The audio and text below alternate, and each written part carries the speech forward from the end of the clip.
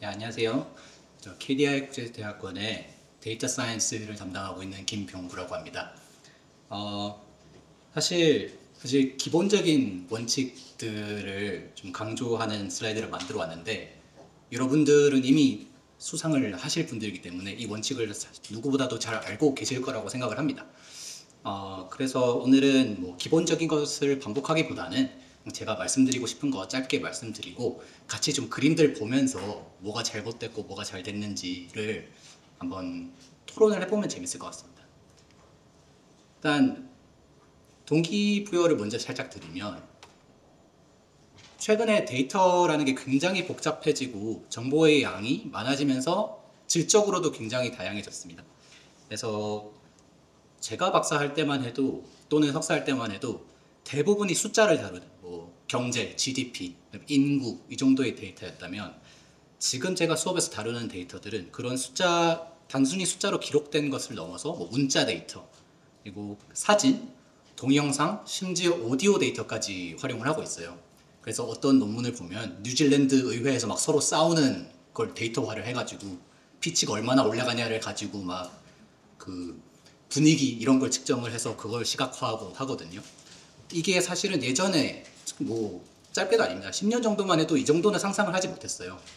하지만 데이터가 이렇게 다양화되면서 시각화하는 사람들의 이제 골머리가 더 아파졌습니다. 숫자로 됐을 땐 되게 편했는데, 선으로 쭉쭉 그리면 끝났는데, 오디오 데이터는 도대체 어떻게 해야 되며 문자 데이터는 도대체 어떻게 시각화를 해야 되며, 이런 고민들이 점점 깊어지고 있는 거죠. 예를 들어서 이건 다 실제로 있는 연구들입니다. 제가 막 가져온 게 아니라 실제 연구들에서 가져온 사례들이고요. 뭐 북한 연구도 최근에는 예전같이 북한의 경제가 얼마나 어려웠다는가가 아니라, 북한 방송 같은 경우에는 국영 방송이기 때문에 곧 정부의 목소리를 담고 있거든요. 그렇기 때문에 이걸 분석을 하되 톤이라든지, 그러니까 특정 국가를 언급할 때의 톤, 특정 상대를 언급할 때의 그런 단어 선택 이런 것들을 동시에 분석을 해서 논문을 씁니다. 그러니까 이런 데이터, 그리고 뭐 이제는 X로 이미 바뀌었지만 트위터 때부터 아주 활발하게 사용되던 문자 데이터, 그리고 제가 전공하고 있는 이제 글로벌 공급망 네트워크 데이터, 아주 복잡한 네트워크죠.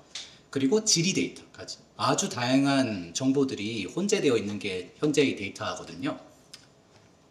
근데 이게 더 심각한 것은, 그러니까 데이터 시각화 입장에서 좀 더 문제가 되는 것은 청중이 또 달라졌다는 거예요. 이 데이터 사이언스라는 말이 최근에는 굉장히 많이 쓰이고 있지만 이게 사실은 굉장히 최근에 만들어진 단어거든요. 그리고 코딩이라는 것도 사실은 뭐 컴퓨터 공학에서 많이 하던 거지, 이렇게 인문사회대에서 와서 코딩을 얘기를 하고 학원이 막 생기고 이런 경우는 잘 없었단 말이죠. 그러면 이렇게 데이터 사이언스라든지 코딩이라든지 이런 전문가들의 툴이었던 것들이 일반 레벨로 내려오면서 사람들이 점점 더 이런 것에 대한 어떤 자각이 늘어났단 말이죠. 하지만 자각이 늘어났다고 해서 그분들이 전문가가 된 건 아니에요. 그러니까 그냥 들어봤다 이 수준이지. 그래서 요구하는 게 있는데, 우리는 그럼 이 다양해진 청중들, 그러니까 일반인의 레벨로 내려온 청중들을 대상으로 시각화를 해야 되는 좀 더 어려운 임무를 맡게 된 것이죠. 그러면 시각화해야 될 대상은 복잡해졌는데 그걸 전달해야 될 주체는 좀 더 일반화됐다라고 하면 도대체 시각화를 어떻게 해야 될 것인가? 이게 사실은 핵심적인 질문이라고 하겠습니다. 여러분들도 아마 각자의 프로젝트를 할 때 이 고민들을 다 하셨을 거예요. 그래서 한마디로 요약을 드리면, 이렇게 복잡하고 다차원적인 정보를 어떻게 정리하고 어떻게 전달할 것인가, 이것을 효과적으로 하는 것에 대한 고민일 텐데, 정말 세부적인 질문으로는 이제 무엇을 우리가 어떻게 강조할 것인가에 대한 얘기고, 저는 이거를 저희 학교에서 수업을 할 때는 전략적 예술성이라고 얘기를 하거든요. 일종의 과학입니다. 무엇을 어떻게 강조할 것인가에 대한 어떤 인간의 행동을 분석한 그런 규칙들이 있어요. 근데 그럼에도 불구하고 과학적으로 어떻게 측정하기 힘든 예술성이라는 것도 동시에 갖추고 있어야 되는 게 시각화입니다. 그러다 보니까 어떻게 하면 이 그림을 좀 이쁘게 그릴 수 있을까, 이런 고민을 많이 하는데, 제가 다수 보는 사례에서는 그 고민이 그러니까 본질을 압도하면서 뭔가 엄청나게 예쁘고 화려한 그림인데 뭔지는 모르겠는 그런 시각화가 굉장히 많아졌습니다. 그걸 이제 본말절도라고 하는데, 사실은 시각화를 안 하는 것보다, 저는 개인적으로 시각화를 안 하는 것보다 그게 더 나쁘다고 생각합니다. 그래서 그런 것들은 어떻게 판별할 수 있을까? 이거에 대한 얘기를 조금 해보면 좋을 것 같습니다. 그러면 효과적인 데이터 시각화라는 것은 뭔가? 기본적인 원칙을 우리가 항상 생각하고 있어야 될 것 같아요. 그러니까 시각화는 소통입니다. 그러니까 포스트 모던한 예술이 아니라 시각화는 이메일을 보내는 거예요. 다만 이제 이미지를 보내는 건데, 중요하게 생각하셔야 될 건 보통 포스터 발표 같은 걸 하면 내가 포스터를 이렇게 걸어놓고 옆에 서서 청중들한테 설명을 하거든요. 근데 시각화라는 건 사실 내가 거기 서서 설명을 할 수가 없습니다. 그러니까 그 청중은 그냥 그 그림만 보고 내가 원하는 전달하고자 하는 정보를 빠르게 캐치를 해야 되는 거죠. 그러니까 그 과학을 시각화의 기술이라고 하는 것이고, 가장 활발하게 일어나는 것이 정보 왜곡입니다. 그래서 그 사례를 조금 더 볼 거고, 그리고 효과적인 데이터 시각화는 마치 그림이지만 어떤 스토리를 읽어가듯이 청중이 그런 느낌을 받듯이 서론부터 쭉 결론까지 이해할 수 있는 그림이 좋은 그림이라고 생각을 하거든요. 거기에 대해서도 좀 얘기를 해봅시다. 자, 먼저 좀 스크린이 작은데 이게 뭐라고 써져 있냐면 Ranking and Acceptance Rate Analysis라고 써져 있어요. 이게 뭐냐면 대학들의 그 순위와 입학률을 그림으로 나타낸 겁니다. 자, 무슨 생각이 드시나요? 이게 실제로 그러니까 제가 만든 게 아니라 실제로 있는 걸 가져온 겁니다. 보통 누가 이런 정보를 원할까요? 대학의 랭킹과 입학률 같은 정보를 누가 원할까요? 그 사람들이 뭘 찾고자 할까요? 어떤 대학이 탑이냐, 또는 내가 이 대학을 지원하려고 하는데 이 대학은 어디쯤, 그러니까 1.5티어냐 2티어냐, 그리고 얼마나 들어가는 게 어렵냐, 한 100명이 지원하면 도대체 몇 명이 붙냐, 이거를 보고 싶은데 그 정보가, 그러니까 저 파란색 닷으로 된 그 점으로 된 원이 대학 랭킹입니다. 참고로. 그래서 근데 심지어 웃긴 건 여기서부터 정렬이 시작됩니다. ABC 순으로요. 그리고 27, 64 이렇게 랭킹이 적혀 있어요. 그러니까 보통 랭킹 데이터라고 하면 제가 아까 말씀드렸듯이 탑 10을 알고 싶다, 또는 내가 가고 싶은 대학의 랭킹을 알고 싶다인데, 이렇게 랭킹별이 아니라 알파벳 순으로 정렬을 해놓으면 찾기가 힘들죠. 그리고 이 엣지들은 입학률입니다. 그래서 빨간색이 좀 낮은 입학률, 그러니까 들어가기 어려운 학교를 얘기를 하고요. 파란색으로 초록색으로 갈수록 입학률이 낮은 게 아니라 높은 학교 얘기를 하는데, 어디가 입학이 쉽고 어디가 어려운지를 정말 알기 힘들어요, 이 그림에서는. 왜 그럴까? 그러니까 왜 이 그림이 알아듣기 어려울까를 한 번씩 생각해 보시기 바랍니다. 그 요소를 내가 분리해내서 이해를 해야 내가 그림을 그릴 때 조심해서 그림을 그릴 수가 있겠죠. 그러니까 그 부분에 대해서도 잠시 얘기를 하겠습니다. 저는 개인적으로 아주 테러블한 그림이라고 생각합니다. 그러니까 이쁜데 예술 작품이라고 생각했을 때는 이뻐요. 근데 정보 전달의 툴로서 이게 쓸모가 있냐? 저는 시각화를 안 한 것보다 오히려 더 나쁘다고 얘기를 하겠습니다. 그리고 두 번째로 지향해야 될 것이 정보 왜곡입니다. 이것도 실제로 쓴 그림입니다. 뉴스에 심지어 나왔던. 자, 뭐가 잘못됐는지 한번 생각을 해봅시다, 같이. 자, 크게 두 가지 정보로 나눠볼 수 있겠습니다. 일단 바의 색깔, 회색과 파란색. 그렇죠? 그래서 왼쪽 위를 보시면 그 파란색은 실제 쉬는 날의 빈도를 체크한 거고요. 회색은 공휴일 수를 체크를 한 거예요. 그러니까 우리가 알 수 있는 거는 항상 회색이 파란색보다 밑에 있겠구나. 그러니까 공휴일 중에 실제 쉬는 날을 표시를 한 거니까요. 그리고 이제 X축을 보시면 국가들. 그러니까 이거는 그러면 국가 간 비교구나. 그러니까 국가 간 비교인데 뭘 비교를 하냐면 공휴일 중에 실제로 얼마나 쉬고 있냐라는 정보를 국가 간으로 비교한 그림이 되겠구나 라는 거죠. 자, 그러면 그 정보를 빠르게 캐치할 수 있어야 되는데, 일단 한 가지 한국 보실까요? 14일과 15일 이렇게 차이가, 이게 1의 차이입니다 지금. 자, 15와 35의 차이가 이 정도예요. 그러니까 비례가 맞지 않죠? 뭔가 과장되고 있는 거예요. 그러니까 이게 14와 15의 차이인데 마치 14와 30 정도의 차이인 것처럼 나타나고 있죠. 비례가 잘못된 거죠. 또 하나 있습니다. 이상한 게 뭘까요? 편하게 얘기해 보세요. 예. 정답은 없습니다. 제가 캐치하지 못한 이상한 게 있을 수 있어요. 손을 드셨나요? 네. 말씀해 보시죠, 편하게. 두 나라가 10에서 15 예, 숫자가 너무 모호하게 번이 그렇죠. 그러니까 맞죠. 14와 15가 하나 차이가 이만큼인데 10에서 15를 이렇게 퉁친다고? 라는 의문이 들 수밖에 없죠. 제가 사실 그건 생각하지 못했던 부분인데 제가 생각했던 건 이겁니다. 15죠? 이거 몇인가요? 왜 같은 15인데 다르죠? 높이가? 그러니까 지금 Y축이 나타나 있지 않은데 사실 우리가 하나의 Y축이라고 그러니까 가정을 한단 말이죠. 근데 그게 아닌 거예요. Y축이 지금 두 개가 들어가요. 파란색 Y축 하나, 회색 Y축 하나. 근데 이거를 의도적으로 폐기했던 또는 실수이던 간에 엄청나게 강력한 정보 왜곡이 일어나고 있는 겁니다. 그래서 사실은 사람들은 그러니까 시각화라는 게 그렇잖아요. 숫자를 읽는 것보다 그림으로부터 정보를 더 빨리 받아들이는데 그림만 봤을 때는 숫자가 얘기하는 정보가 아닌 다른 정보를 받아들이게 되겠죠. 이것이 정보 왜곡입니다. 실제로 사실 많이 일어나는, 특히나 예술성을 위해서 이 부분을 그러니까 정보를 희생하게 되면 바로 정보 왜곡이 일어나게 되는 거겠죠. 이런 사례가 사실 되게 많습니다. 이게 실제로 뉴스 보도였다는 점이 좀 충격입니다. 그리고 이뻐 보이는 그림 하나 또 가져왔습니다. 자, 여기는 뭐가 잘못됐을까요?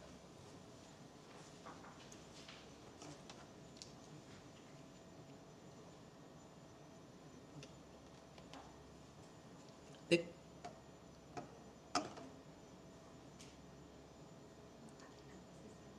아, 눈에 띄는 게 있나요 혹시? 저는 이쁘다고는 생각해요. 이쁜 그림입니다. 그러니까 뭔가 이상한 게 보이시나요? 그쵸? 그러니까 퍼센테이지라는 것은 그러니까 구성비를 보여주고 싶은 건데 합쳤는데 100이 훨씬 넘어가요. 이상하지 않나요? 그럼 도대체 그러니까 리더스가 40%다. 그럼 60%는 도대체 뭘까? 왜냐면 나머지가 60%가 아니기 때문에 60%가 다른 뭔가겠죠. 여기 나타나지 않은. 근데 우리는 이 그림을 봤을 때 특히 사람을 저렇게 색깔별로 나눠놨다면 사람을 그러니까 구성하는 부분으로 나눴다고 생각을 하지 이렇게 보이지 않는 것을 퍼센트로 잡아서 내쳤다고 생각하지 않거든요. 거기서부터 왜곡이 조금 있죠. 또 하나, 그러니까 이거는 정보 왜곡하고는 상관없는 건데 제가 좀 가지고 있는 불만은 그러니까 사람을 이런 식으로 구분을 했을 때는 머리가 의미하는 부분이 있고 그러니까 바디가 말하는 뭔가가 있고 그 심볼리즘, 상징이 있어야 되는데 전혀 상관이 없어요. 머리가 리더일 때까지는 아 그래 머리니까 리더일 수 있다 하고 있는데 바디가 갑자기 willing to learn이고 허리가 tech savvy고 발이 크리에이티브입니다. 발이 왜 크리에이티브일까요? 그러니까 전혀 와닿지가 않죠. 그러니까 그림은 이쁘지만 그 그림을 이용해서 전달하고자 하는 정보가 전혀 달라요. 그러니까 이런 부분에서는 오류가 발생했다고 할 수 있습니다. 그러니까 심각하게는 정보 왜곡인 것이고 어떻게 보면 실수인 것이고 그렇죠. 그러니까 이런 부분은 좀 조심을 해야 되겠죠. 마지막으로 제가 좋아하는 그림인데 이거는 좀 이제 논문의 내용이니까 어려울 수가 있어서 제가 말씀을 드리겠습니다. 제가 전공하고 있는 그 국제무역에서는 그 국제무역이 진화를 했다고 얘기를 많이 하거든요.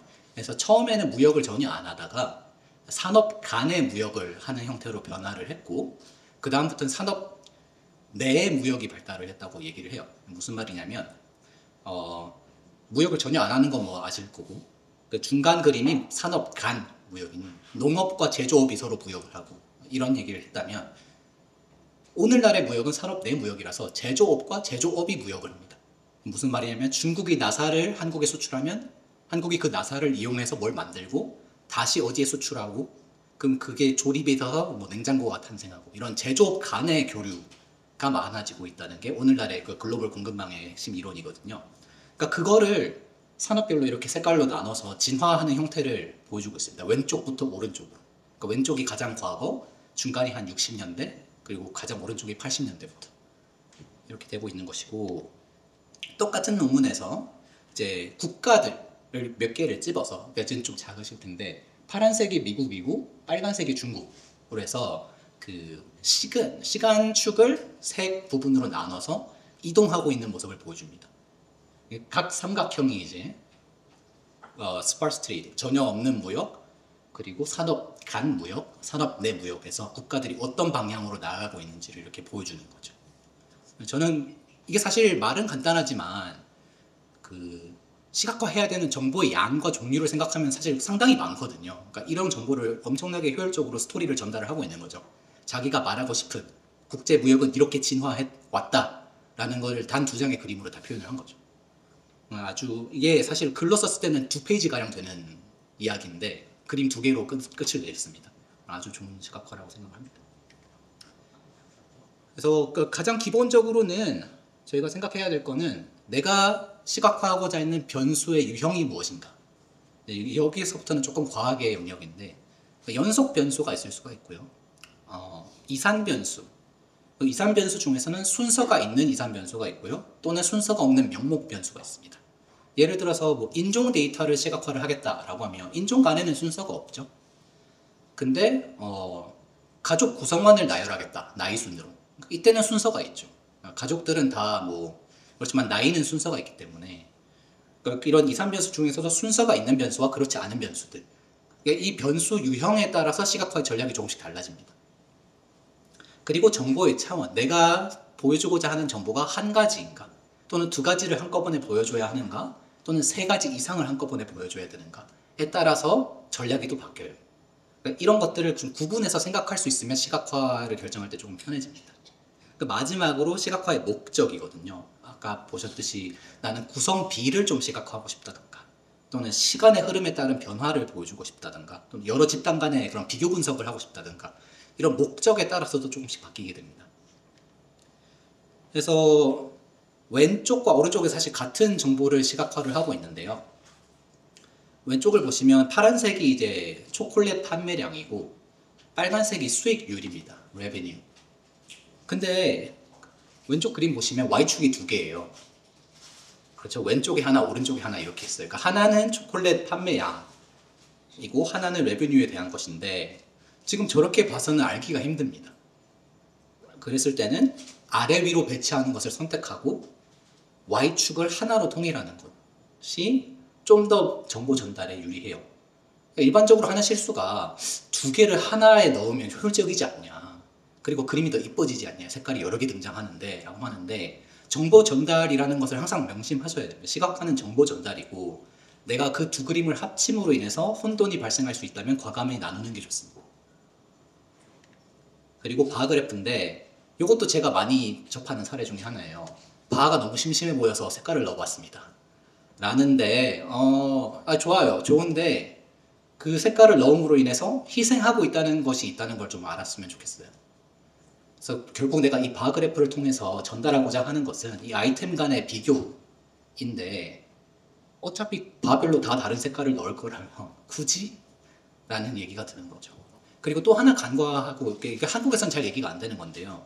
외국에서는 정록 색약 비중이 좀 높은 편이에요. 그런 경우에 빨간색과 녹색을 사용해서 많이 구분한 경우에는 오히려 혼돈을 주는 경우도 많습니다. 그래서 여러 가지 프로그래밍 툴 중에서는 정록 색약을 위한 컬러 팔레트가 또 따로 있어요. 그걸 이용해서 시각화를 하시면은 따로 신경 쓰실 필요 없이 편하게 시각화를 하실 수 있습니다. 하지만 이제 파이 차트, 구성비를 얘기를 하는 건데 집단이 많아요. 그러니까 구성하고 있는 물질들이 많다라고 하면 아까 그 대학 랭킹과 비슷하게 나는 탑 10개가 중요하다라고 하면 탑 4개를 제외하면 나머지는 그냥 others입니다. 그러니까 E, F, G, H, I, K 다 필요 없이 사람들이 거기는 읽지 않겠다 또는 내가 그 부분은 별로 보여주고 싶지 않다고 하면 이런 식으로도 가능합니다. 이제 과학의 영역을 넘어가서 살짝 본능적인 영역으로 좀 오게 되는데요. 그러니까 사람의 행동 양식을 고려하게 됩니다. 여기서부터는 이제 주요 정보를 어디에 배치할 것인가 인데 이건 뇌과학에서 일반적으로 하는 얘기예요. 우리가 책을 읽는 습관이 돼서 왼쪽 상단에서 오른쪽으로 이렇게 읽어가기 때문에 가장 가장 먼저 캐치해야 될 정보를 가장 먼저 읽을 만한 부분에 배치하는 것이 중요하다고 하거든요. 그러니까 그게 왼쪽 상단입니다. 그리고 거기서부터 5상단, 그래서 조금 내려와서 왼 하단, 거기서 5하단 이런 식으로 배치하는 것이 중요도가 1, 2, 3, 4 이렇게 된다고 하고, 대비되는 두 가지 정보를 어떻게 배치해야 될까라고 하면 보통 좌우, 상하를 고를 수 있는데요. 좌우가 상하보다 낫다고 많이 말을 합니다. 그러니까 그렇게 했을 때 사람들이 읽기 좀 편하다. 그리고 정보를 좀 더 빠르게 받아들인다라고 하죠. 아까 대학 입학률 그거는 대비되는 정보를 원형으로 배치했어요. 좌우나 상하가 아니라. 그래서 문제가 발생을 했던 겁니다. 그리고 대비되는 정보를 만약에 또 따로 구분하고 싶다. 색깔을 이용해서 구분을 할까? 도형을 이용해서 할까? 했을 때 뇌과학에서는 색깔을 이용하는 게 더 효과적이라고 얘기를 합니다. 그러니까 도형을 구분하는 데 에너지가 더 많이 쓰인다는 거죠. 그리고 마지막으로 단순화를 할 거긴 한데 어느 정도 레벨까지 할 것인가? 여기 때 5초 룰을 상기하면 됩니다. 사람한테 뭐 채찍을 들고 내 시각화를 봐라고 하는 게 아닌 이상 그냥 지나가게 내버려두면 5초 이상을 쓰지 않습니다. 평균적으로. 그 5초 안에 모든 것이 일어나야 된다고 생각하면 내가 단순화를 얼마나 해야 될지를 알게 되겠죠. 그래서 효과적인 전략들을 좀 모아보면 주요 정보는 하단보다는 상단에 배치하는 게 낫고, 대비되는 정보는 좌우에 배치하는 게 가장 좋고, 그리고 그 정보들은 색깔로 구분해주면 더 좋고, 5초 이상 독해가 필요한 정보가 있다면 과감히 단순화하는 게 좋습니다. 반대로 비효과적인 시각화라고 하면 주요 정보를 아래에다가 몰빵을 합니다. 그리고 대비되는 정보를 불규칙적으로 배치해요. 그러니까 내가 왼쪽에서 이 정보를 봤는데 오른쪽에서 대비되는 게 아니라 막 아래쪽에서 튀어나온다든가, 이런 식으로 불규칙하다거나, 대비되는 정보가 색깔이 아닌 도형으로만 구분이 된다거나, 복잡한 정보를 시각적으로 다 보여주려고 한다거나, 이런 것들이 비효과적인 시각화의 대표적인 예시가 되겠습니다. 제 그림입니다. 자, 제 그림이고 이건 제가 비효과적이라고 보여드리는 건데, 이게 뭐냐면 AI 연구의 투자 규모를 보여드리고 있어요. 그래서 중국의 장학기관들이 어디에 연구기관에 장학금을 주고 있나, 그러니까 AI 연구에 관해서 인데, 빨간색이 중국이고요, 뭐 파란색이 미국이고 그렇습니다. 그래서 보시면 미국이 이렇게 주고 있고, 미국 안에서 이렇게 주고 있고, 미국이 중국에 이렇게 주고 있고, 뭐 이런 식입니다. 그런 대비되는 정보를 원형으로 배치하면 알기가 어려워요. 이런 경우에는 이렇게, 그러니까 왼쪽이 그 펀딩 기관, 그러니까 장학 기관이고, 오른쪽이 수혜 기관, 수혜 연구 기관입니다. 이렇게 했을 때 아까 중국이 주는 장학금이 중국 내부에서 얼마나 흘러가고 있고, 또 중국 밖으로는 얼마나 가고, 이게 그냥 바의 길이만 비교해도 그런 정보가 잡히고요. 그래서 이거보다는 이게 훨씬 효과적이죠. 그러니까 배치라는 측면에서는 이렇게 하는 게 더 좋다는 얘기죠. 그리고 이것도 가져온 건데, 도서를 그러니까 훌륭한 도서들을 상을 줘서 이제 이 도서는 읽어야 한다라고 목록을 만들었는데, 누군가가 이 도서들을 테마별로 한번 분류를 해보자라고 했습니다. 근데 색깔로 이제 테마를 분류를 하셨는데 중간에 한번 꼬았어요. 그리고 이 테마들을 원형으로 이렇게 배치를 하면서 사람이 읽을 때 이렇게 고개를 돌려가면서 읽게 만들으셨습니다. 벌써 읽기가 싫습니다. 자, 이런 경우에는 이제 효과적인 시각화가 아니다라고 말씀을 드릴 수 있겠습니다. 그리고 요거는 잘된 시각화의 사례라고 표시되어 있는 걸 제가 가져왔어요. 왜냐하면 저는 잘 됐다고 생각하지 않거든요. 자, 이게 팬데믹의 역사를 시각화한 건데요. 제가 한번 짐작을 해보실까요? 제가 왜 이거를 안 좋아하는지?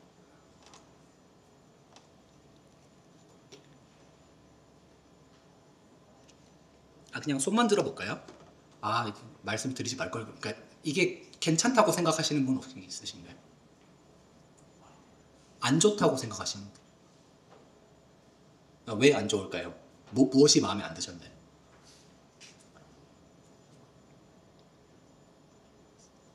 자유롭게 말씀하시면. 흐름을 나타내려고 한 건 알겠는데 과거 정보에 대해서도 보기가 힘들어요. 그쵸. 저도 딱 그 부분에서 마음에 안 들어요. 그러니까 지금 보통 시계열 데이터라고 하면 시간을 X축에 배치를 하는 게 일반적이고 사람들이 그걸 기대해요. 시간에 따른 변화라고 하면 그 그림을 기대를 하고 보는데, 이 그림은 여기가 제일 옛날이고 이렇게 내려옵니다. 그리고 심지어 내려오면서 크기가 점점 커져요. 아무 이유 없이. 근데 크기를 그게 왜 문제가 되냐면 이 세균 모양의 크기가 그 임팩트입니다. 근데 이게 내려오면서 점점 커지면 헷갈리지 않아요? 이게 뭐 팬데믹이 현대로 오면서 점점 더 심해지고 있다는 얘기인가? 뭐 이렇게 해석할 수도 있는 거고. 그리고 세균의 모양이 이제 이쁘니까 이걸 인포그래픽이라고 하는데 제 입장에서는 그러니까 저게 아마 실제 세균의 모양은 아닐 겁니다. 그냥 이제 시각화를 하기 위해서 저런 밤톨같이 생긴 애를 색깔만 바꿔가면서 배치를 한 건데 미스리딩해요. 그러니까 실제 세균의 모양이 아닌데 그냥 밤톨을 색깔을 입혀서 이게 세균이다라고 이렇게 해놓은 것이고 사실 그 밤톨보다 중요한 건 이런 거예요. 이게 HIV 에이즈인데 그게 이만큼 크게 나왔으면 좋겠어요. 그러니까 그림이 크고 옆에 이렇게 설명이 붙는 게 아니라 그냥 HIV 에이즈가 큰 글자로 이렇게 있었다면 생각할 필요 없이 바로 알았겠죠. 그러니까 정보 전달의 측면에서 봤을 때는 예술을 위해서 희생된 부분이 좀 많다고 저는 느꼈습니다. 이쁘긴 한데요. 안 이쁘다는 게 아니라 이쁜데 그 이쁨을 위해서 희생한 부분이 좀 많다고 생각해요. 네, 두 번째로는 세계 인구를 세계다 보니까 지구 모양에다가 이렇게 퍼즐로 배치를 하셨습니다. 이것도 좋은 시각화의 사례라고 소개된 거예요. 뭐 저는 모르겠습니다. 시간이 없으니까 그냥 간단하게 말씀을 드리면 제가 여기서 파악한 정보는 중국과 인도가 인구가 많구나. 그게 다예요. 5초 동안 얻은 정보는 그게 다입니다. 근데 여기서 보여주고자 했던 정보는 자세히 좀 살펴보게 되면 아시아 대륙을 빨간색으로 표시를 했고요. 아프리카 대륙을 노란색으로 했고 뭐 이렇게 있어요. 그리고 대륙별로도 이렇게 표시를 해놨고요. 너무 많은 정보를 한 번에 표시를 하면서 사이즈를 조그만하게 이렇게 하면 사람이 이렇게 가까이 가서 5초 이상 읽어야만 파악할 수 있는 정보들이 있습니다. 그림이 아무리 이쁘더라도 내가 전달하고자 하는 정보를 간결하게 세네 가지도 많아요. 사실 한두 가지로 정리해서 거기에 집중할 수 있는 게 좋은 시각화입니다. 이렇게 산발적으로 있으면 조금 알기가 어려운 부분들이 있어요. 이 그림 둘 다 저는 예술적으로 높게 평가합니다만 정보 전달이라는 측면에서는 좀 이른 게 많다. 이렇게 결론을 내리겠습니다. 그래서 그냥 강조를 한 번 더 드리면 좋은 시각화는 절대 한 번에 나오지 않아요. 그리고 더 어려운 것은 정답이 정해져 있지 않습니다. 하지만 나쁜 시각화는 정해져 있어요. 그러니까 뭐가 좋은지는, 그러니까 좋은 형태는 아주 여러 가지예요. 이것도 좋고 저것도 좋고 하지만 나쁜 것들은 정해져 있습니다. 그래서 좀 나쁜 것들을 피하면서 여러 번 시도해 보다 보면 본능적으로 이건 좋은 그림이다라고 생각되는 게 있을 겁니다. 그래서 이 부분은 모두 이제 리커시브한 그런 절차다 이렇게 생각을 해주시면 되고, 제가 다시 한번 강조드리고 싶은 것은 보기 좋은 그림이 아니고 청중이 이해하기 쉬운 그림이 좋은 시각화입니다. 시각화가 소통의 수단이라는 것을 잊지 마시고 데이터를 언어로 표현했다라는 것, 언어가 사람들이 알아듣지 못하면 쓸모가 없다라는 것을 한번 기억을 해주셨으면 좋겠습니다. 뭐 여러분은 이미 오늘 수상을 하러 오셨기 때문에 제가 이렇게 말하는 것도 사실 좀 낭비예요. 여러분이 오늘 시각화 수상을 통해서 데이터를 통해 사회와 소통하는 첫걸음을 잘 떼셨다고 생각을 하고 앞으로도 좋은 시각화, 좋은 분석 많이 하셨으면 좋겠습니다. 감사합니다.